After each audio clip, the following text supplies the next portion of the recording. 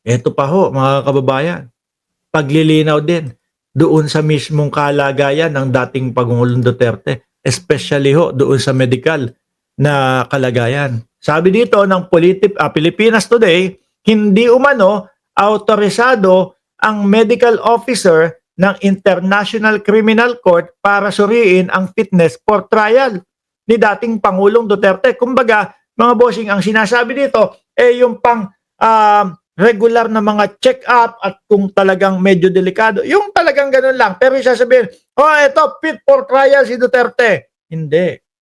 Baka kinakailangan dalhin talaga doon sa ospital, kinakailangan ng mas maigting na pagsusuri ho. Sabi naman ni Senator Rapi Tulfo, boboto ako na yes na ma-house arrest si Duterte. Kung mapatunayan na may sakit muna talaga. Hindi ho din naniniwala yung dating senador. Kaya ang ginawa niya, nag-abstain siya. Di ba, Romy Diaz, Ox lang. Bugi Arellano at Chaycher at Joel. Sabi pa dito, ulitin ko, hindi umano autorisado ang medical officer ng International Criminal Court para suriin ang fitness for trial ni dating Pangulong Duterte kaugnay sa kinakaharap nitong kaso sa International Tribunal. Mababasa sa isinumiteng dokumento ng ICC Registry na may petsang Setyembre 30, 2025 na sa mga nagdaang obserbasyon sa medical officer MO ng detention center, the MO of the ICC detention center does not possess the requisite detained person fitness to stand trial. Matatanda ang ipinunto ng defense team ni Digong ang report ng medical officer na sinasabing pinatunayan umano nito ang findings intended expert neuropsychologist nila na may cognitive impairment ang dating Pangulong Duterte. Kaso hindi daw yun ang magsasabi kung maaari at pwede at kung pwedeng hindi na dumalo sa paglilitis ang dating Pangulong Duterte. Sabi ni Annalyn Ando, naawa ako kay PBBM. Daming tinulungan lalo na sa Cebu pero dami pa ring negative thoughts para sa kanya. Kuno, magnanakaw. Bahala ho ang Diyos sa kanila, mga bossing. No? Kung magbulag-bulagan sila, bahala sila. Ngunit iginiit ng registry ang mga limitasyon ng mga tungkulin ng medical officer na nasa loob po ng detention facility ng ICC kung saan limitado lang ito sa oversight of the physical and mental health of detained persons. Kasi sabi ni Roque, meron po kaming nakausap na nasa loob po na ang sinasabi, ganun nga daw po ang kalagayan ng dating Pangulong Duterte. Sorry Roque, yari na naman kayo. Kaya hindi maaprobahan yung interim release na yun Kaya hindi maaprobahan yung mga hinihiling yung house arrest na yan Tumawag pa kayo na saklolo sa Senado. Wala namang mangyayari dyan. Ulitin ko sa pangatlong pagkakataon yata na sasabihin ko dito sa vlog na ito, wala nang jurisdiction, ang ICC at ang Pilipinas. Sabi ni Ursula Rosalin, what a caption. Yan kasi yun lang na sinabi.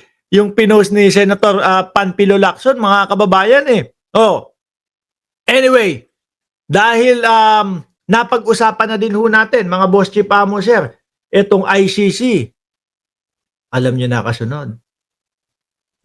At dahil napag-usapan na din natin, mga kababayan, si Secretary Boying Remulla, alam nyo na kung sino kasunod. Ito, merong nililinaw si Secretary Boying Remulla. Kasi mga kababayan, last week, isang linggo, bago pumasok itong buwan ng Oktubre, ang ICC naglabas nung kanilang balita na ang sinasabi, 3 kaso yung inilapag kay Duterte, mga kababayan. At kada isang kaso niyan, hindi ho bababa sa 15 katao, mga bossing. At ang pagkakaalam ko, 78 hanggang 79 na tao yung total. Hindi 3 kaso lang, 3 tao lang. Kaya wag kayong magmagaling mga DDS. Sabihin ng mga DDS, naku, tatatlo lang pala. Bakit crimes against humanity ang kinaso sa dating Pangulong Duterte? Umisa, dumalawa. Madami na yan, mga boss. Diba? Umisa, dumalawa. Nakakagulantang na ho yan. The moment na may pinatay ho, hindi normal yun. Bise. Si Bise kasi sabi, 34 o 40 plus lang pala yung sabi, ang dami-dami, bakit crimes against humanity?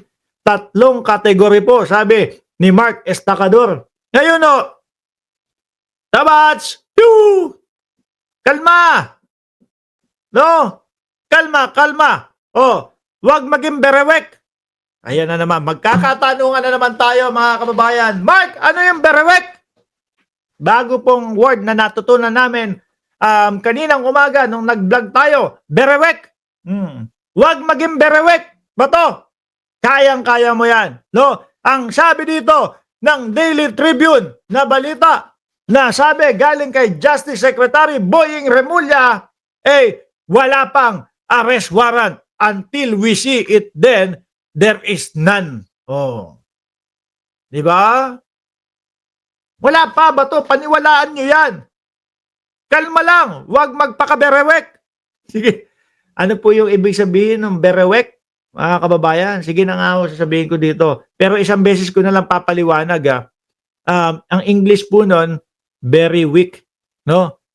Masyado nang mahina. Kaya ikaw ba to, dahil nakita mo, napapangalanan ka na ng ICC, higit daw ho sa 4, no? Yung pangalan ni Bato ay lumalabas doon sa ICC, huwag kang maging berewek. Okay?